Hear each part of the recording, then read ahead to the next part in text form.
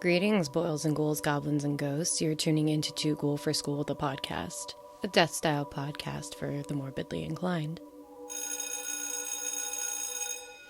Class is in session. I'm your ghoulish hostess, Jocelyn Wen, aka Glamour Ghoul Beauty School.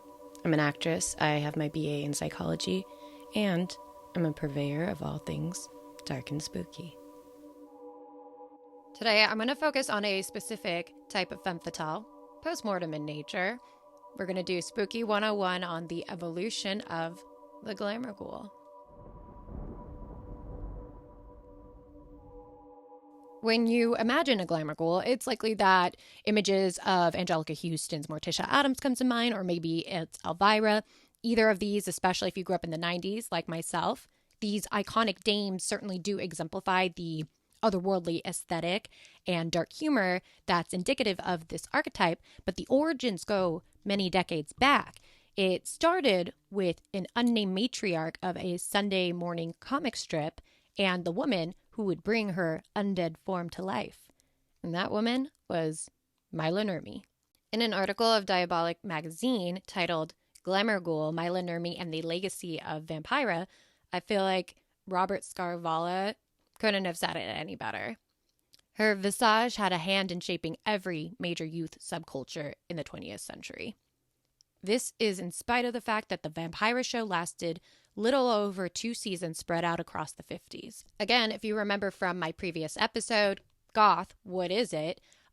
Gothic rock bassist Patricia Morrison cited Mila Nurmi's Vampira of the 1950s as a large inspiration for the Gothic look donned by many youths in the 70s and 80s. She stated that, again, Mila Nurmi was the prototype. Got that little tidbit from the recent book that came out written by Mila Nurmi's niece called, appropriately, Glamour Ghoul.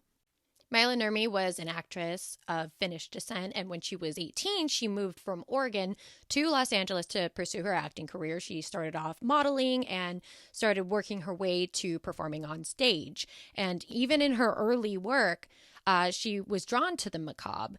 So one of her first performances was on Broadway in a horror-themed revue called Spook Scandals, in which she traipsed around a cemetery seductively, or a stage dressed as a cemetery, giving a blood-curdling scream that would later become her signature. If you've ever seen the iconic opening of the Vampira show, you know what I'm talking about. Mila loved the spooky comic strip family that would appear in the New York Times by Charles Addams. And she wanted to pitch her idea of turning this comic strip into a TV show.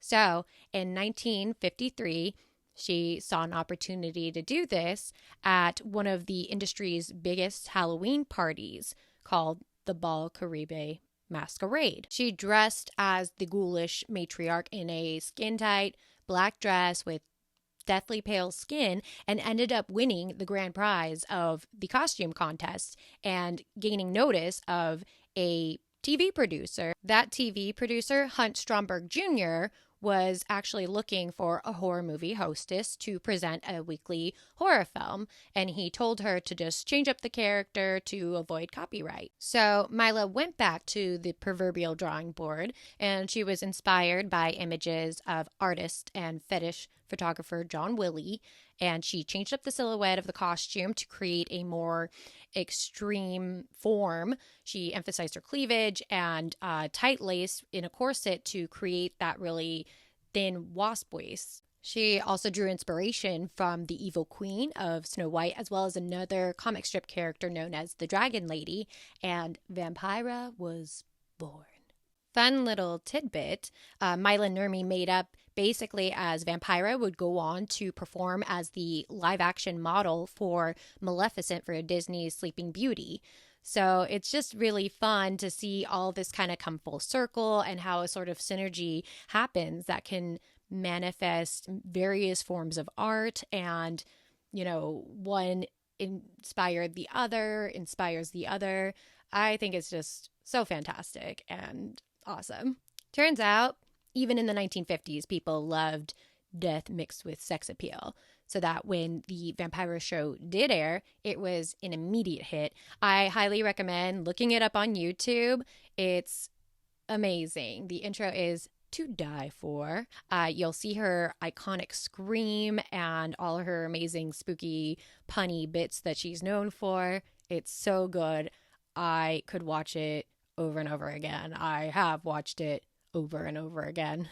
Despite the show's undeniable success, the show only ran for a little over one season and was canceled in 1955 when Mila refused to give up the rights to her character. Sadly, very little footage of the Vampira show survived, but you can see some of it in a documentary called Vampira and Me.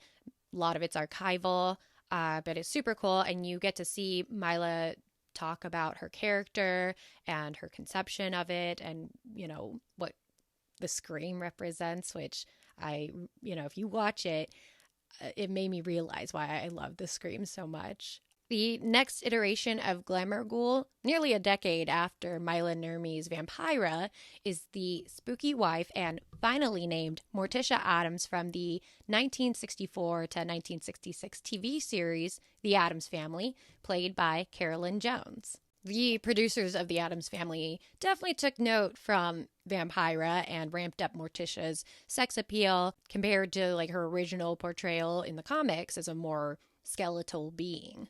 Hot off the heels of Carolyn Jones's Morticia, running concurrently with The Addams Family, was Yvonne DiCarlo as Lily Munster in The Munsters. Another notable yet controversial spooky dame is that of Elvira, and her conception arose out of the murky gray area of infringement of intellectual property. In 1981, KHJ-TV approached Mila Nurmi about rebooting her show.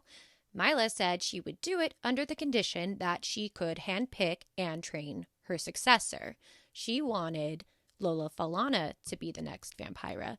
KHJ casts Cassandra Peterson without Mila Nurmi's approval. So with these creative differences, she leaves the production, and the studio realizes that they need to rebrand the character, and they came up with Elvira, kind of Valley Ghoul 80s gothic rock version of the horror movie hostess. There was still enough of a likeness to Vampira that Mila sent a cease and desist letter to Cassandra. The courts, however, ruled that there were enough differences that it wasn't technically copyright infringement or trademark infringement, actually. How's a spooky ghoul to reconcile all this messiness?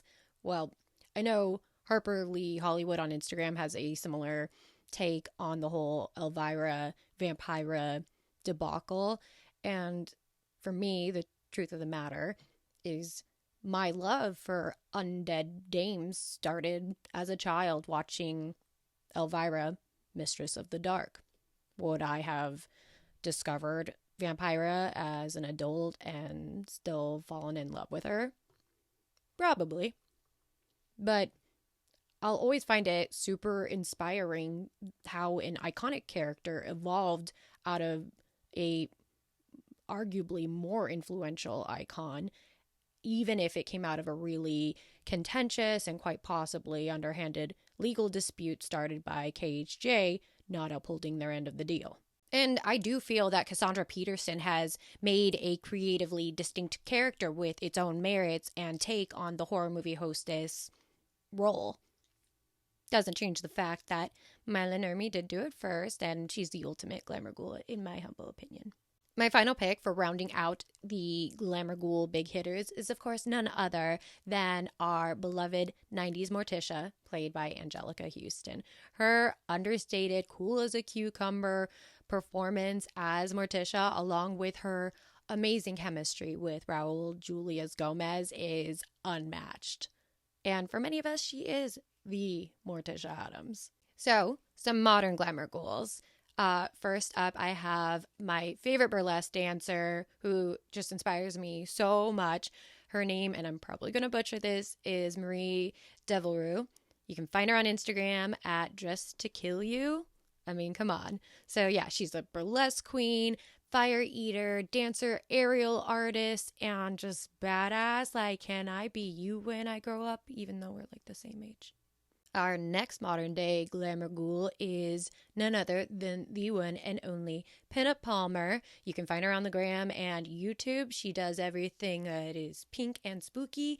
I love it. Love her. She's an actress. She is also the Beauty of Burlesque hostess with the mostest as Victoria, the vintage vamp. And she is super talented, amazing cosplays and makeup and hair tutorials on YouTube. She's phenomenal and hilarious. And not bad to look at either. Another incredible modern glamour ghoul who I absolutely adore is Harper Lee. You can find her on Instagram at Harper Lee Hollywood. She is spooky bitch aesthetic guru to the max, and she's also like an unofficial Hollywood historian. You can find her insanely cool and just insane Hollywood true crime stories under Harper's Hollywood History in her highlight section. They're amazing. She put so much time and dedication into every detail. Last but certainly not least of my favorite modern day glamour ghouls is Micheline Pitt. She is a multi-talented artist, model, makeup artist, fashion designer of Vixen and La Femme Noire, and now horror movie director. She also advocates for sexual abuse survivors, working with RAIN, which is the Rape, Abuse, Incest National Network, to raise money as well as awareness. Her short horror film, Grummy, is incredible. It depicts a young girl who escapes her dark, abusive reality using her imagination and is saved by the very monsters who would terrify other kids. So much amazing work done by Micheline. She's now going on to direct the horror film Cosmetic for Sony Pictures. I wrote this episode last year, so the new Wednesday series hadn't come out yet, and I did not include Catherine Zeta-Jones, but if you think she should be in our list of glamour ghouls, or if there's anyone else that I missed, let me know in the comments below, and I'll catch you later. I hope you've enjoyed this week's episode of Too Ghoul for School, the podcast. Don't forget to like, share, comment, subscribe. Thanks for sitting for a spell. Stay spooky, boils and ghouls, goblins and ghosts. Till next time. Of Angelica Houston's... I always hit the mic. Played by Angelica Houston. God damn it. And even in her early work, keep hitting the mic. I talk with my hands. Her idea of turning... I think that was one of my mini makeup brushes that fell. Again, if you remember from my previous episode, that was a script. Not for this. My place is falling apart. Pretty sure that makeup brush is gone forever. Okay, her idea of turning the comic strip... What is wrong with me?